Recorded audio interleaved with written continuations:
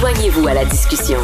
Appelez ou textez le 187 Cube Radio 1877 827 2346. J'ai eu la chance de voir un film magnifique, La femme cachée, et on a la chance de discuter avec son interprète principal, c'est vraiment le rôle du mari dans le couple. Antoine Bertrand est avec nous. Bonjour, M. Bertrand. Salut, ça va bien? Ça va très bien. Êtes-vous content de l'accueil favorable que reçoit le film? Ah ben oui, c'est la journée du livre québécois, donc vous nous recommandez La reconstruction du paradis. La reconstruction du paradis, Robert Lalonde, c'est un livre merveilleux sur justement Robert Lalonde, qui est un comédien qu'on connaît, un auteur de grand talent. Sa maison a brûlé et puis il raconte tout le processus de reconstruction de ça et sa reconstruction personnelle. C'est vraiment fin de la plug. C'est pas une plug anodine, M. Bertrand. En fait, je m'appelle Antoine, vous voyez, c'est pas une plug anodine parce que Robert Lalonde est un grand auteur, effectivement un comédien important. Et il y avait aussi, si je ne me trompe pas, une bibliothèque énormément garnie dans sa maison. C'est un deuil terrible pour lui. Écoute, c'est ça que j'ai trouvé beau là-dedans, c'est que le deuil à plusieurs niveaux. Et puis, justement, il y a un grand message d'espoir à travers ça. Non, moi, je me rappelle, ça fait une couple d'années que je l'ai lu, là, puis c'est un livre qui me reste encore en tête, là, dans les petits bouts difficiles. Je me dis, est-ce que c'est plus difficile que perdre toute ta bibliothèque, ta maison, que tu as vécu dedans, puis que tu as partagé des bons moments pendant 40 ans? Non, donc tais-toi et avance. C'est drôle parce que cette philosophie que vous nous décrivez, elle ressemble à celle du personnage dans La femme cachée. Hein, il y a un gros côté très... Mais c'est pour ça que on dirait que vous ne jouiez pas. On dirait dans ce film-là, il faut mettre les gens en contexte. Est-ce que vous voulez le faire ou je le fais? Donc, vous êtes le mari d'une femme qui est enceinte de son deuxième enfant et qui va, à cette occasion-là, vous dévoiler quelque chose. Qu'est-ce que vous dévoile? On a vu les synopsis dans les journaux. En fait, c'est ça, c'est que on attrape l'histoire au moment où Nélia, qui est l'héroïne du film, qui est mariée avec un Québécois depuis 15 ans. Elle est d'origine algérienne-française et donc elle a quitté sa famille. Et puis, enceinte de son deuxième enfant, qui est un garçon, elle ressent le besoin de retourner voir sa famille et donc, en premier lieu, d'annoncer à son mari qu'elle a une famille parce qu'elle ignorait tout de ça. Elle lui a dit qu'elle avait grandi en famille d'accueil et tout ça.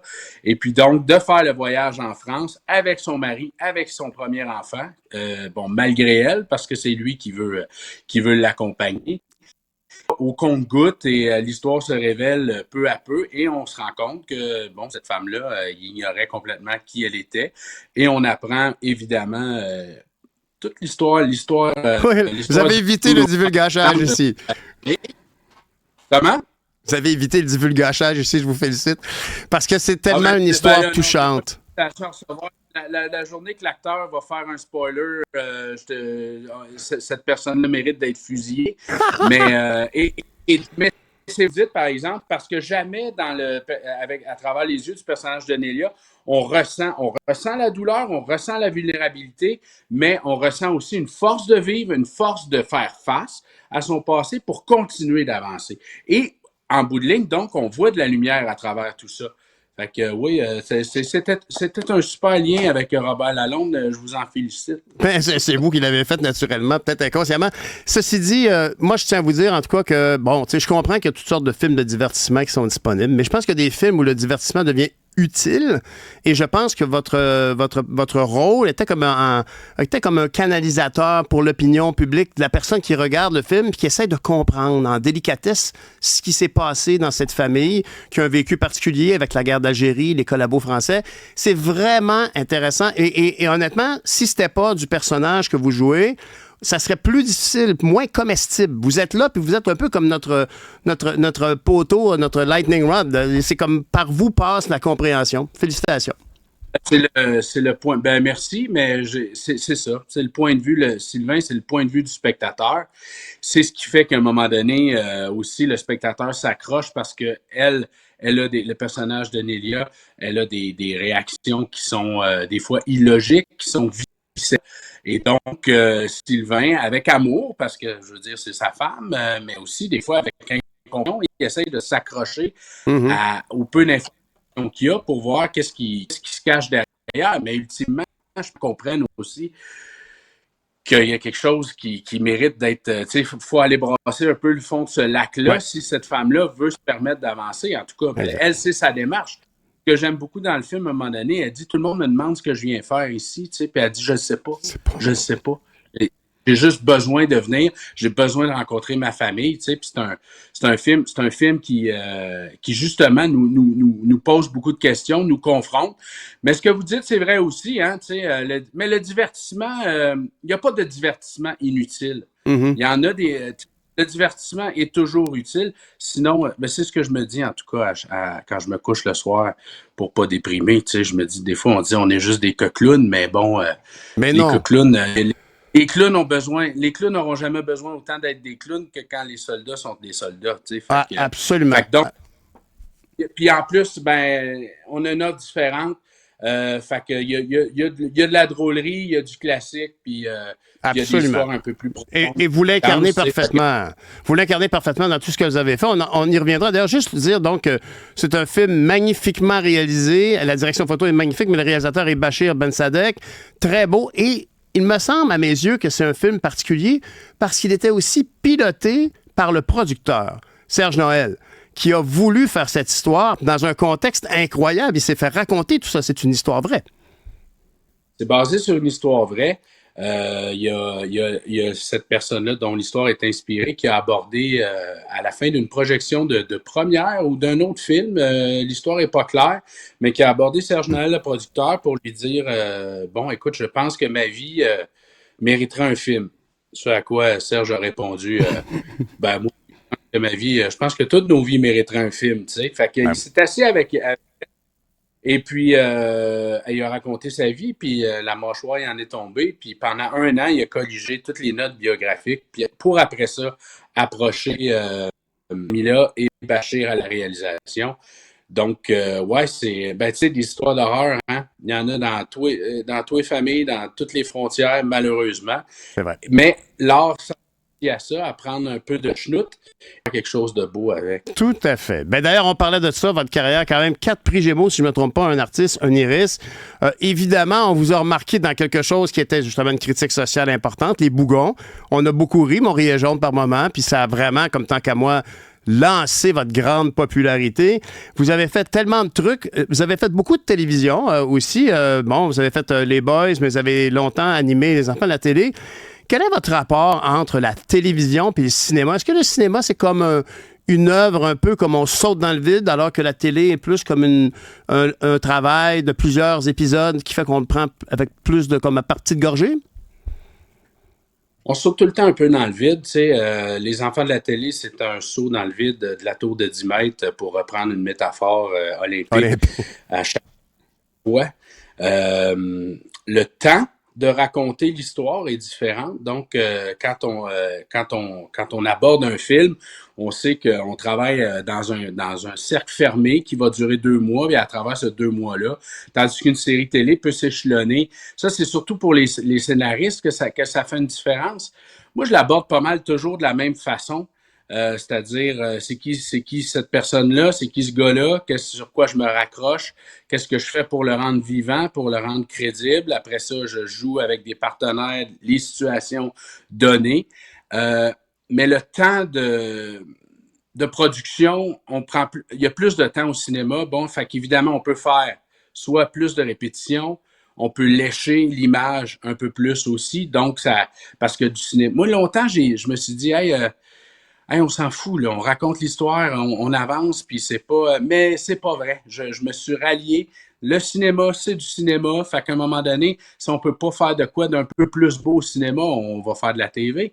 Puis la télévision, il y a de quoi d'un peu plus sportif, il y a de quoi d'un peu plus rapide, il y a de quoi de plus efficace aussi, qui est très, très agréable aussi, parce que entre tourner une page sur un film, puis se tourner les pouces 12 heures par jour, ou ben non, tourner 15 pages, puis là, t'as même pas le temps de penser.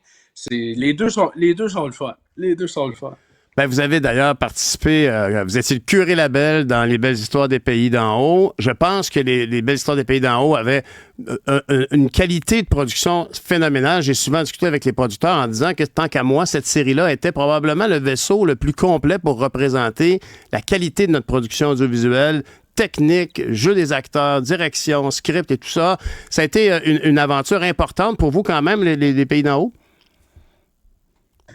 Très, très, parce que encore là, c'est une chance de jouer quelqu'un qui a existé, quelqu'un qui a eu cette influence-là aussi, parce que bon, aujourd'hui, si on va chiller dans les Laurentides, c'est à cause de lui, tu sais, puis même cette vision-là, cette ouverture-là aussi, parce qu'il faut pas oublier que son secrétaire, Arthur Buis, était un anticlérical, donc ça vous donne une idée de l'ouverture du gars, puis à quel point Arthur Buis devait être compétent dans sa job pour engager quelqu'un qui pense contrairement, qui pense tout le contraire de lui. Je trouve ça inspirant même encore aujourd'hui parce que à cette heure qu'on est tous un peu divisés puis qu'il y a personne qui traverse du bord de l'autre, je trouve que c'est une belle métaphore. C'est un projet très, très, très le fun à faire aussi parce qu'on avait l'impression de jouer au cowboy.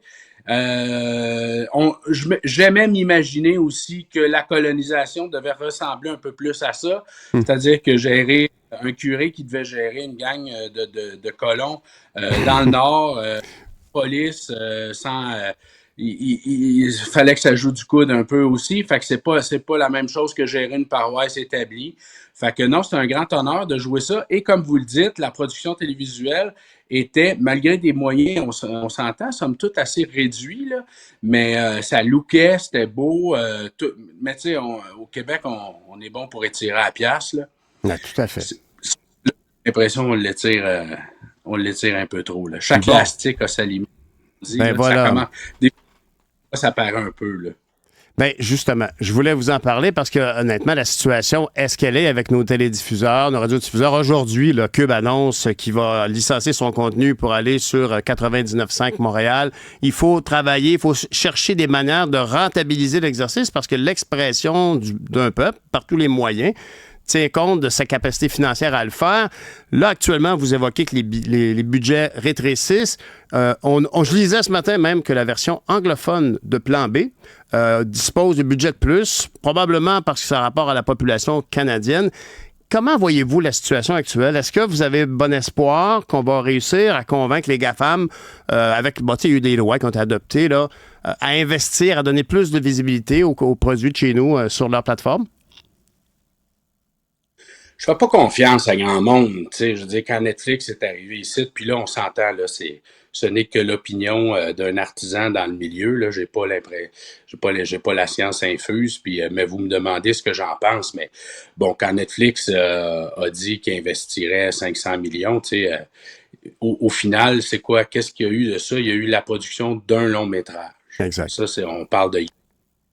Netflix ne produit pas, et n'a pas intérêt à produire parce qu'on est tous abonnés et on est un petit marché. Fait que ils ont déjà gagné.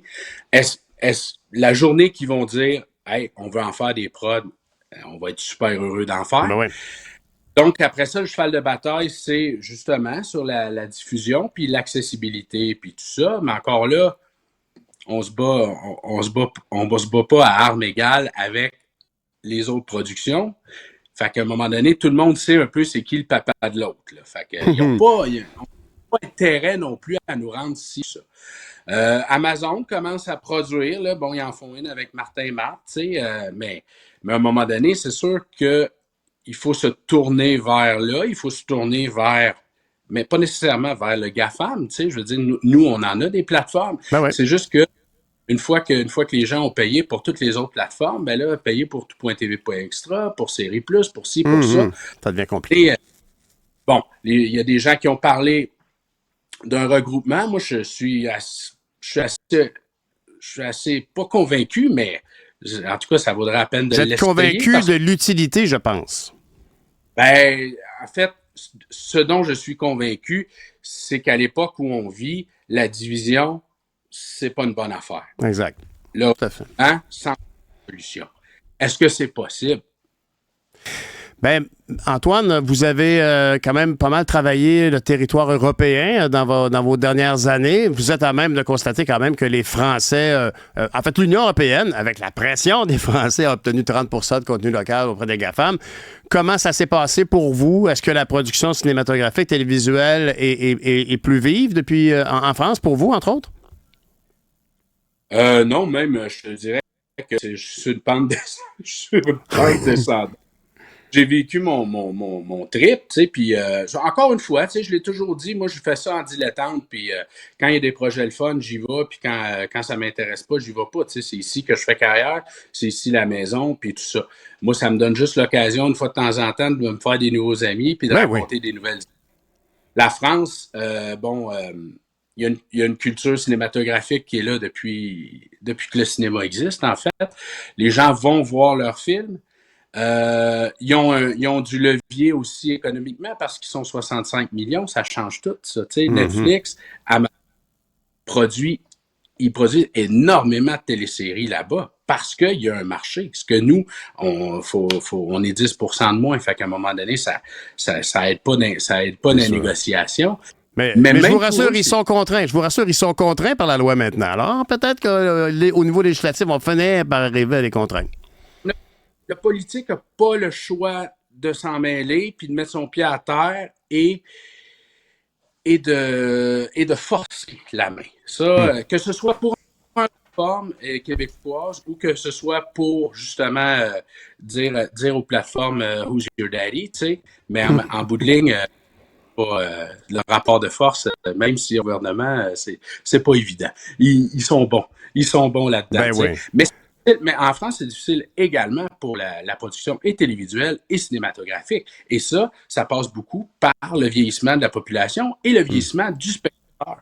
Fait qu'il faut renouveler aussi. Il faut renouveler son spectateur parce que là, c'est par là que ça passe.